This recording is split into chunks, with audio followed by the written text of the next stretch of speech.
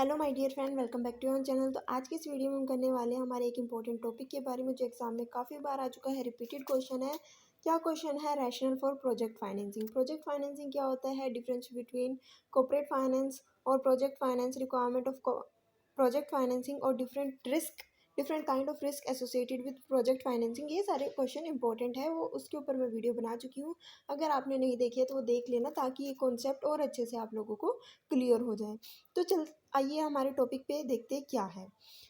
When a firm is undertaking a capital investment project, the issue before it has। तो यहाँ पे हम ये देखते हैं कि मान लो कोई भी एक कंपनी क्या करती है, किसी भी एक प्रोजेक्ट में काम करने वाली है, ठीक है, जहाँ पे ह्यूज कैपिटल इन्वेस्टमेंट की रिक्वायरमेंट है। तो कहीं पे पैसा इन्वेस्ट करने से पहले एक कंपनी क्या करती है, कुछ इश्यूज उस प्रोजेक्ट से रिलेटेड जो होते हैं उनको ध्यान में रखती है, ठीक है, कि किस तरीके से इन इश्यूज से बाहर आया जाए, उस केस में क्या किया जाए। ठीक है, तो कौन कौन से इश्यूज है वो हम देख लेते हैं। Should the project be taken on a form balance sheet और as a separate strategic business unit be having a separate legal entity. इसमें कहा कि मान लो कोई भी एक फर्म क्या करती है, एक प्रोजेक्ट पे काम करने वाली है, तो एक कंपनी के पास बहुत सारे प्रोजेक्ट होते हैं उसकी बैलेंस शीट में। कंपनी यहाँ पे ये डिसाइड करती है कि ये जो प्रोजेक्ट अब हमें नया मिला है, क्या हमें इसको अपनी कंपनी की जो बैलेंस शीट है, एग्जिस्टिंग जो बैलेंस शीट है, उसी में लेके चलना चाहिए, या फिर ये जो हमारा प्रोजेक्ट है इसको हमें एक सेपरेट यूनिट की तरह काम करना चाहिए, एक सेपरेट लीगल एंटिटी की तरह इस प्रोजेक्ट में हमें काम करना चाहिए। क्यों करना चाहिए वो देखते हैं। What should be the date on the balance sheet of separate legal entity. हमने मान लो ये डिसाइड कर लिया कि जो भी हम प्रोजेक्ट पे काम करने वाले हैं वो हम अपनी बिजनेस के अंदर जो बैलेंस शीट है, हमारी कंपनी की जो बैलेंस शीट है उसमें लेके नहीं चलेंगे, हम एक इस प्रोजेक्ट को सेपरेटली इस प्रोजेक्ट पे काम करेंगे। क्योंकि मैनेजमेंट ये चाहता है कि अगर वो उस प्रोजेक्ट को, एक नए प्रोजेक्ट को भी अपनी कंपनी की ओरिजिनल बैलेंस शीट के अंदर मिला देता है, तो क्योंकि कंपनी की बैलेंस शीट में बहुत सारे पहले क्या है, एग्जिस्टिंग शेयर होल्डर्स हैं, ठीक है, कंपनी के शेयर होल्डर है, तो कहीं ना कहीं कंट्रोल जो होता है वो मैनेजमेंट के हाथ में नहीं होता। कहीं ना कहीं जो नया प्रोजेक्ट है इसमें जो है अफेक्ट करेगा। इसलिए हम क्या करते हैं कि इस प्रोजेक्ट को अलग लेके चलते हैं। ठीक है, साथ ही साथ अब हमने ये तो सोच लिया कि ये प्रोजेक्ट को हम अलग लेके चलेंगे, किस तरीके से काम करेंगे। इसके लिए हम एक सब्सिडरी खोलते हैं। इस सब्सिडरी का नाम होता है हमारा स्पेशल पर्पस व्हीकल। इसका मेन काम होता है सब्सिडरी का, इस सब्सिडरी के अंदर हम इस पर्टिकुलर प्रोजेक्ट के ऊपर काम करेंगे। इससे रिलेटेड रिस्क जो होंगे, ठीक है, इससे रिलेटेड इन्वेस्टमेंट जो होगी, इससे रिलेटेड कॉन्ट्रैक्ट जो होंगे, जितना भी इस प्रोजेक्ट से रिलेटेड काम होगा स्पेशल सब्सिडरी में होगा। इस प्रोजेक्ट के लिए एक सेपरेट बैलेंस शीट को प्रिपेयर किया जाएगा। ठीक है, उसके बाद आता है how should the loan agreement be structure. हमने कहा कि हम जो अपना प्रोजेक्ट ये करने वाले हैं इसमें हम इक्विटी का यूज़ नहीं करेंगे, क्योंकि मैनेजमेंट जो होता है अगर इक्विटी का ज़्यादा यूज़ करती है तो मैनेजमेंट के हाथ से कंट्रोल छूट जाता है। तो मैनेजमेंट चाहती है कि जो भी कंट्रोल है वो मैनेजमेंट के पास रहे, इसलिए फाइनेंस की रिक्वायरमेंट को तो फुलफिल करना है। तो फाइनेंस की रिक्वायरमेंट को किस तरीके से फुलफिल किया जाएगा, डेट का यूज़ करेंगे। अब डेट का यूज़ करने के लिए हमें क्या करना है, एक लोन एग्रीमेंट बनाना पड़ेगा। तो किस तरीके से वो लोन एग्रीमेंट को बनाया जाएगा, स्ट्रक्चर किस तरीके से किया जाएगा। Should the lender have full records on और no recourse to the sponsor balance sheet for their claim. अब ये कहा गया कि हाँ, हमने एक सेपरेट लीगल एंटिटी बना ली जिसमें हम इस प्रोजेक्ट पे काम करेंगे। हमने कहा कि हम डेट का यूज़ करेंगे। डेट का यूज़ करेंगे मतलब हम लोन रेज करेंगे। लोन का यूज़ करके हम फाइनेंस की जो रिक्वायरमेंट है उसको फुलफिल करेंगे। अब जो लोन देने वाली कंपनी है वो क्या करती है, उस पर्टिकुलर प्रोजेक्ट की क्या करेगी, बैलेंस शीट को चेक करेगी, प्रोजेक्ट की एसेट्स को चेक करेगी, और फ्यूचर से आने वाले जो भी कैश फ्लोज है उनके बेसिस पे कंपनी क्या करती है, लोन प्रोवाइड करती है।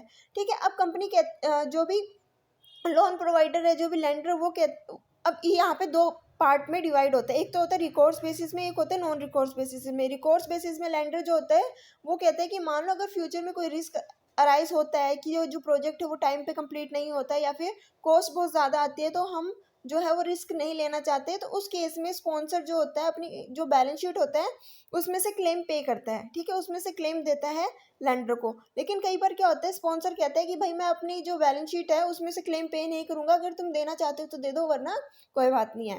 ठीक है, तो यहाँ पे ये दो चीज़ें होती है कि रिकोर्स बेसिस पे और नॉन रिकोर्स बेसिस पे। रिकोर्स बेसिस में क्या होता है कि जो लेंडर है उसका रिस्क कम हो जाता है, लेकिन रिकोर्स बेसिस में जो लेंडर है उसका रिस्क कम नहीं होता। उसमें उसका क्या होता है ना कि उस प्रोजेक्ट से आने वाले जो कैश फ्लोज है फ्यूचर में, वहीं से उसकी जो प्रिंसिपल अमाउंट और इंटरेस्ट है वो पे किया जाता है। उसके बाद आता है हमारा फर्स्ट पॉइंट। हम इसमें देखते हैं कि क्या क्या पॉइंट हमें इसमें पढ़ना है। फर्स्ट है नीड फॉर एसपीवी। एसपीवी यानी कि यही है कि स्पेशल पर्पस व्हीकल की इस प्रोजेक्ट के लिए हमने एक सेपरेट लीगल एंटिटी को फॉर्म किया, वहीं पे हम सारे की सारी जितने भी एंट्रीज होंगे, जितने भी ट्रांजेक्शन होंगे, वो सारी उस सब्सिडरी कंपनी में की जाएगी।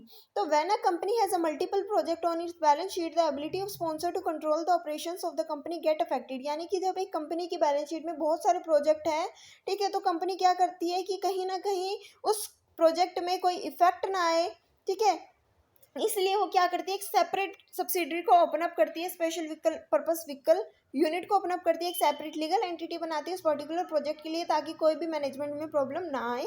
इन case of company form of organisation there is separation of ownership from the management. जैसे कि आपने पहले भी पढ़ा होगा अपनी क्लासेस में, 11th-12th क्लास में, यही कि जो भी कंपनी होती है, ठीक है, जो कंपनी फॉर्म ऑफ ऑर्गेनाइजेशन होती है, उसमें क्या होता है कि जो ओनर होता है वो अलग होता है और जो मैनेजमेंट होता है वो क्या होता है, डिफरेंट होता है। यानी कि कंपनी क्या होती है, एक सेपरेट लीगल एंटिटी होती है, कंपनी अलग होती है, उसका ओनर अलग होता है।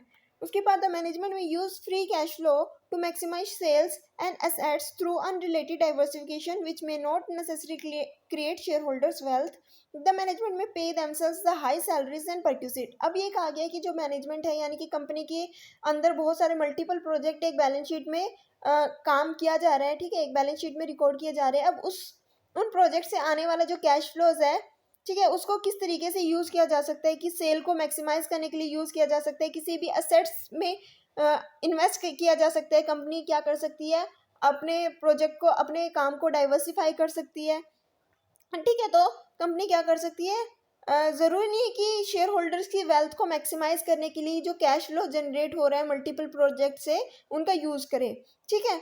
तो management may pay themselves the high salary and perquisite. तो जो भी प्रोजेक्ट, मल्टीपल प्रोजेक्ट्स में आने वाला कैश फ्लोज है, कंपनी क्या कर सकती है, उनसे अपनी सेल को बढ़ा सकती है, असेट्स में इन्वेस्ट कर सकती है, ठीक है, अपने लिए हाई सैलरीज जो है वो रख सकती है, हाई परक्यूजिट्स अपने लिए रख सकती है।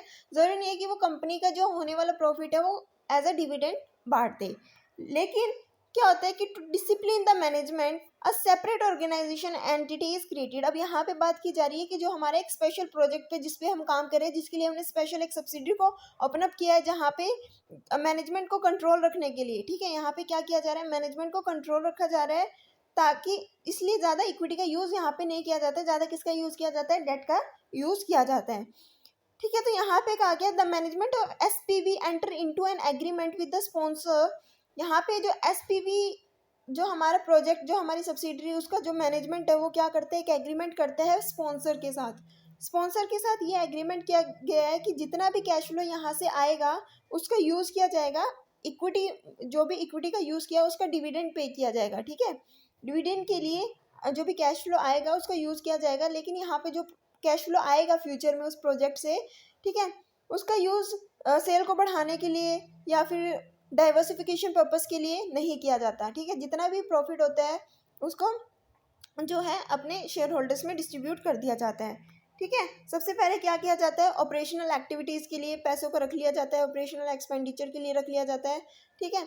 उसके बाद जो है डेट की पेमेंट की जाती है और जितना पैसा बचता है वो शेयर होल्डर में डिवाइड कर दिया जाता है। तो the project has a finite life, so does the SPV. यानी कि जो हमने स्पेशल पर्पस प्रोजेक्ट के लिए एक स्पेशल सब्सिडरी को खोला, उसकी क्या होती है, एक फाइनाइट लाइफ होती है कि वो प्रोजेक्ट कितने साल के लिए, 15 साल के लिए, 20 साल के लिए, वो प्रोजेक्ट कंप्लीट होते ही उस यूनिट को क्या कर दिया जाता है, क्लोज कर दिया जाता है। तो SPV cease to exit at the end of the project life और कंसेशन पीरियड। हमारा जो एसपीवी है, जो स्पेशल पर्पस व्हीकल जो हमने फॉर्म किया, वो जब तक रहेगा जब तक वो प्रोजेक्ट कंप्लीट नहीं होता, जब तक उसका पीरियड कंप्लीट नहीं होता, ठीक है।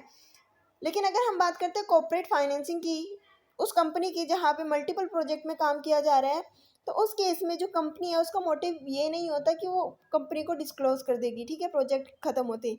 वो क्या होती है, गोइंग कंसर्न कंपनी होती है, उसका ये एम ये होता है कि वो लंबे समय तक काम करना चाहती है, उसका कोई मोटिव नहीं होता बिजनेस को क्लोज करने का। तो the entity has neither the necessity nor the intention, ना ही उसको ज़रूरत है ना ही उस कंपनी की इंटेंशन है कि वो बिजनेस ऑपरेशंस को क्या करे, डिसकंटिन्यू करे, ठीक है। उसके बाद हम सेकंड पॉइंट पढ़ते हैं, need for contractual bundling. Need for contractual bundling ये कहते हैं कि जो भी हम प्रोजेक्ट फाइनेंसिंग की बात कर रहे हैं वहाँ पे क्या होता है, बहुत सारे कॉन्ट्रैक्ट फॉर्म किए जाते हैं। कॉन्ट्रैक्ट किसके साथ किए जाते हैं, स्पॉन्सर के साथ किए जाते हैं, लेंडर के साथ किए जाते हैं, जो भी रॉ मटेरियल प्रोवाइडर है उसके साथ किए जाते हैं, ठीक है। इंजीनियरिंग, प्रोक्योरमेंट या फिर कंस्ट्रक्शन कॉन्ट्रेक्चुअल, ऑपरेशंस और maintenance contract customer, of trade parties, in government, इन सब के साथ क्या किए जाते हैं, बहुत सारे कॉन्ट्रैक्ट किए जाते हैं इन सारी पार्टीज को। तो इसको हम क्या बोलते हैं, कॉन्ट्रेक्चुअल बंडलिंग, जहाँ पे बहुत सारे कॉन्ट्रैक्ट को क्या किया जाता है, सम अप कर दिया जाता है, एक बंडल में डाल दिया जाता है। तो project financing deal structuring involve agreement between the SPV and all the stake holder. सारे स्टेक होल्डर कौन कौन है, लेंडर, स्पॉन्सर, ये जो हमने अभी बात की, ठीक है। तो the project financing arrangement will be successful, project financing की अरेंजमेंट सक्सेसफुल तभी होगी if it is in the best interest of all the stake holder, कि जितने भी स्टेक होल्डर की हमने बात की है कि इनके फायदे में हो, ठीक है। That is commonly of commonality of interest much be there, ठीक है। यहाँ पे हमने कहा कि जितना भी डिविडेंड है वो स्टेक होल्डर में बांट दिया जाएगा, लेकिन हम यहाँ तो डेट का यूज़ करते हैं। स्टेक होल्डर होते हैं कंपनी के, कौन होते हैं, जो रॉ मटेरियल प्रोवाइडर होता है, ठीक है, जो लैंडर्स होते हैं, ये सारे क्या है यहाँ पे स्टेक होल्डर है, ठीक है। जो स्पॉन्सर है, इनको क्या किया जाता है, डिविडेंड के तौर पे जो होने वाला कैश फ्लोज है वो डिस्ट्रीब्यूट किया जाता है। उसके बाद थर्ड पॉइंट है free cash flow conflict. Free cash flow conflict क्या कहता है, in a corporate finance each project is through separate strategic business unit but not a different entity, ठीक है। Hence all the project appear on the balance sheet of the company। यहाँ पे corporate financing की अगर हम बात करें तो corporate financing में जितने भी प्रोजेक्ट हैं उनको एक सेपरेट स्ट्रेटेजिक बिजनेस यूनिट के तौर पे लिया जाता है, लेकिन वो सेपरेट लीगल एंटिटी के रूप में काम नहीं करते। यहाँ पे जितने भी प्रोजेक्ट होते हैं वो सारे एक ही बैलेंस शीट में जो है वो नोट किए जाते हैं, दिखाए जाते हैं।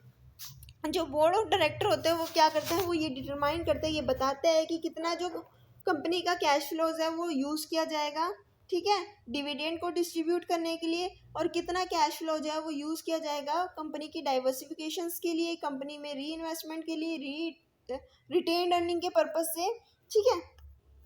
तो the board of the director determine as to how the free cash flow will be used, whether for distribution as dividend among us the shareholder or for reinvestment for the growth and diversifications. So the free cash flow are cash flow generated by the operations of the company after meeting all the operating expenses including taxes and normal capital expenditure and net working capital needs. अब free cash flow क्या होता है, free cash flow ये है कि future में आने वाला कैश उस प्रोजेक्ट से, अब जो भी कैश आएगा उससे हम जो भी हमारे ऑपरेटिंग एक्सपेंसेस है उनको क्या करेंगे, पहले पूरा करेंगे, जैसे कि टैक्स हो गए, जितने भी हमारे एक्सपेंडिचर हो गए, या फिर जितनी भी हमारी कैपिटल नीड्स जो थी वो सारी की सारी फुलफिल करने के बाद जितना भी कैश बचता है, ठीक है। There is growing concern that the management may not use this free cash flow in the best interest of the shareholder. They may go in for unrelated diversification either through greenfield project or through merger and acquisition। यहाँ पे ये कहा गया है कि corporate financing के case में company जो होते हैं सारा का सारा जो प्रॉफिट है, सारा का सारा कैश फ्लो जो है वो डिस्ट्रीब्यूट नहीं करती अपने शेयर होल्डर में। हाँ, the unrelated diversification may destroy shareholders' value through it may ensure prerequisites and long-term job contract for the management. In finance project, each project is a separate legal entity. The management of SPV enter into an agreement with the sponsors to distribute all the free cash flow to equity as a dividend. Hence, project financing create value by avoiding free cash flow conflict. यानी कि अगर हम project financing की बात करते हैं तो project financing में जितना होने वाला डिविडेंड है, जितने होने वाला कैश फ्लोज है after deducting all the operating expenses, ठीक है, जितनी भी डेट रिपेमेंट है उसको डिडक्ट करने के बाद जितना भी कैश फ्लो बचता है एज अ प्रॉफिट, वो सारा का सारा जो होता है वो स्पॉन्सर्स के साथ कॉन्ट्रैक्ट कर लिया जाता है कि वो क्या कर दिया जाएगा, डिस्ट्रीब्यूट कर दिया जाएगा एज अ डिविडेंड, ठीक है। इसलिए यहाँ पे कोई भी कॉन्ट्रैक्ट नहीं होता कोई भी, इसलिए यहाँ पे जो हमारा प्रोजेक्ट फाइनेंसिंग है उसमें कोई कॉन्फ्लिक्ट नहीं होता फ्री कैश फ्लो से रिलेटेड। लेकिन अगर हम बात करते हैं कॉर्पोरेट फाइनेंसिंग की तो वहाँ पे कॉन्फ्लिक्ट्स वगैरह अराइज होते हैं, क्योंकि कंपनी क्या करती है, सारा का सारा प्रॉफिट डिस्ट्रीब्यूट नहीं करती। उसके बाद आता है हमारा नेक्स्ट पॉइंट, फोर्थ पॉइंट, वो है efficient structuring of debt contract in project financing. SPV enter into an agreement with the lenders wherein certain contract restricting the freedom of the management are provided. This contract pertain to cash water flow, dividend policy, debt ratios, maintaining a particular level of working capital and diversification program। यहाँ पे कहा गया कि अगर हम project financing की बात करते हैं तो प्रोजेक्ट फाइनेंसिंग में क्या होता है ना कि हम जो भी फाइनेंस की रिक्वायरमेंट होती है वो कहाँ से फुलफिल करते हैं, लेंडर से लोन लेते हैं, डेट का यूज़ करते हैं। अब जो भी लेंडर के साथ कॉन्ट्रैक्ट होता है, लेंडर क्या करते हैं, रिस्ट्रिक्शन प्रोवाइड करते हैं ठीक है, क्या करते हैं, कुछ रिस्ट्रिक्शन प्रोवाइड करते हैं कि किस तरीके से जो कंपनी का कैश फ्लो है उनका यूज़ किया जाए। अब यहाँ पे कैश वाटरफॉल की बात आती है। कैश वाटरफॉल क्या होता है, सबसे पहले उन चीज़ों को लिया जाएगा जो जहाँ से क्या हो रहा है, कैश का इनफ्लो या आउटफ्लो हो रहा है। तो कैश वाटरफॉल क्या होता है, तो cash waterfall contract is like maintaining an escrow account. Cash waterfall का मतलब यही है कि हम एक एस्क्रो अकाउंट बनाते हैं। अब ये एस्क्रो अकाउंट क्या होता है, एस्क्रो अकाउंट एक ऐसा अकाउंट होता है जहाँ पे where all the revenues are deposited, जहाँ पे जितना भी उस प्रोजेक्ट से होने वाला रिवेन्यू है वो वहाँ पे एस्क्रो अकाउंट में डिपॉजिट कर दिया जाता है। The trustee manage this account, और इस अकाउंट को कौन मैनेज करता है, trustee. They first meet the operating expenses and keep reserve for 3 months. ठीक है, अब मान लो कहीं से रिजर्व आया, वो एस्क्रो अकाउंट में डिपॉजिट करा दिया उस अमाउंट का, उसको कौन मैनेज करता है, ट्रस्टी मैनेज करता है। उस पैसे को, उस रिवेन्यू का यूज़ किया जाता है जितने भी ऑपरेटिंग एक्सपेंस है उसकी पेमेंट करने के लिए, और एक रिजर्व बना लिया जाता है 3 मंथ्स के लिए कि 3 मंथ्स तक जितने भी ऑपरेटिंग एक्सपेंस होंगे वो उसका, उस रिजर्व में से क्या की जाएगी, पेमेंट की जाएगी। ठीक है, उसके बाद then claim of the lender is meet. उसके बाद जो भी लैंडर्स होते हैं, ठीक है, उनको इंटरेस्ट की पेमेंट करनी होती है या उसकी प्रिंसिपल अमाउंट की पेमेंट करनी होती है, तो ठीक है वो फुलफिल कर दी जाती है। Then claim of the lender is meet and reserve for next 6 month for debt services is maintain. एक क्या किया जाता है ना, 3 मंथ्स के लिए रिजर्व बना लिया जाता है कि जितने भी ऑपरेटिंग एक्सपेंसेस है वो फुलफिल की जाएंगे। उसके बाद डेट की जो भी क्लेम है वो फुलफिल किया जाता है, और एक रिजर्व बना लिया जाता है कि डेट से रिगार्डिंग अगर कोई क्लेम करता है तो 6 मंथ के अंदर उसके लिए भी एक अकाउंट मेंटेन किया हुआ है कि वहाँ से रिपेमेंट कर देंगे। उसके बाद thereafter the residual cash flow are distributed as dividend. उसके बाद जितना भी प्रॉफिट बचता है ना, ठीक है, उस पर्टिकुलर पीरियड में उसको क्या कर दिया जाता है, डिस्ट्रीब्यूट कर दिया जाता है एज अ डिविडेंड। तो the arrangement give a lot of confidence to the lender. इस तरीके के अरेंजमेंट से क्या होता है, लैंडर में बहुत ज़्यादा क्या होता है, कॉन्फिडेंस आ जाता है कि मान लो जितना भी रिवेन्यू आया है सबसे पहले उसमें उससे ऑपरेटिंग एक्सपेंस का जो खर्चा है वो रख लिया, उसके बाद डेट की रिपेमेंट करे, उसके बाद जो है जो इक्विटी है, जो शेयर होल्डर्स है, उनमें क्या कर रहे हैं, पैसा डिस्ट्रीब्यूट करेंगे एज अ डिविडेंड। तो debt ratio contract is that debt ratio will not exceed agreed upon level. In project financing it will be very high in the beginning, say 60% to 90% in year 1, and then reduce gradually every year as loan is paid off. It will reduce to 0 by year 12 or 15, as by that time the entire loan will be paid off। यानी कि जितने भी time तक के लिए वो loan लिया होता है ना, कि मान लो जो भी हमारा प्रोजेक्ट है उसका टाइम है 15 साल, 15 साल के अंदर प्रोजेक्ट को कंप्लीट करना होता है, उससे कैश भी जितना भी इन्वेस्टमेंट है वो भी निकालनी होती है, साथ ही साथ रिवेन्यू भी जनरेट करना होता है। तो जो भी लैंडर होता है, लैंडर ने एक टाइम पीरियड दिया होता है कि भाई मैं तुम्हें ये जो लोन है वो 10 साल के लिए दे रहा हूँ, 12 साल के लिए दे रहा हूँ, 15 साल के लिए दे रहा हूँ। तो उस टाइम पीरियड के अंदर अंदर क्या करना होता है, उस लैंडर की जो प्रिंसिपल अमाउंट है उसको भी पे ऑफ करना होता है, साथ ही साथ जो भी इंटरेस्ट बनता है ना वो भी पे ऑफ करना होता है। तो वो कहाँ से किया जाएगा, उस एस्क्रो अकाउंट जो प्रिपेयर किया जाता है जहाँ से सारे रिवेन्यू जनरेट होते हैं, वहीं से धीरे धीरे करके जो है लैंडर की पेमेंट कर दी जाती है। अब स्टार्टिंग में तो ये जो अमाउंट होता है लैंडर का वो बहुत ज़्यादा होता है क्योंकि हमने लिया होता है, तो स्टार्टिंग में तो वो 60 to 90% होता है, लेकिन धीरे धीरे करके वो क्या होता है ना, घटता रहता है, घटता रहता है, क्योंकि हम क्या कर रहे हैं, लैंडर की रिपेमेंट कर रहे हैं। ठीक है, सो जो dividend policy contract is that only residual cash flow after maintaining reserve for operating expenses and debt services will be paid to sponsor as dividend. इसमें यही कहा गया है कि डेट डिविडेंड पॉलिसी क्या होती है, डिविडेंड पॉलिसी में यही लिखा होता है कि सबसे पहले हम ऑपरेटिंग एक्सपेंसेस जितने भी होंगे उस प्रोजेक्ट से रिलेटेड उनको उस क्लेम को फुलफिल करेंगे। ठीक है, उसके बाद जो भी डिविडेंड सर्विस हम ले रहे हैं, ठीक है, जो भी इंटरेस्ट है या जो प्रिंसिपल अमाउंट हमें पे करना है वो पे करेंगे। उसके बाद कुछ पैसा बचता है तो हम क्या करेंगे, डिविडेंड के तौर पे हम अपने जो भी स्टेक होल्डर्स हैं उनमें डिवाइड कर देंगे। If in a particular year the dividend payment amount exceeds the dividend services, मान लो किसी भी ईयर में हमने क्या कर दिया, डिविडेंड ज़्यादा पे कर दिया डिविडेंड सर्विसेज के कंपैरिजन में, तो क्या करेंगे ना कि the dividend payment amount will be restricted and excess cash flow will be used for retiring the debt। यानी कि अब मान लो एक साल एक पीरियड में हमने डिविडेंड तो ज़्यादा पे कर दिया लेकिन जो डेट थी उसको कम पे किया। ठीक है, डेट के मुकाबले हमने डिविडेंड ज़्यादा पे कर दिया। अब नेक्स्ट ईयर हम क्या करेंगे, जो भी डिविडेंड है उस पर रिस्ट्रिक्शन लगा देंगे और डेट की रिपेमेंट सबसे पहले करेंगे, क्योंकि जितना भी हमने लोन लिया उसको जो है वो क्या करना, पे करना बहुत ज़्यादा ज़रूरी होता है। तो the working capital contract is that SPV will maintain a particular level of working capital by bringing in sponsors contribution. SPV will not diversify as project finance deal in a particular project.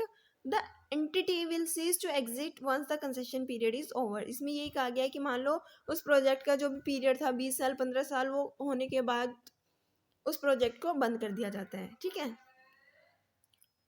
उसके बाद हमारा next point है reducing asymmetric information and signalling cost. Asymmetric यानी कि जो information same नहीं होती, कि there is a information asymmetric regarding future performance of the project between the management and the capital market।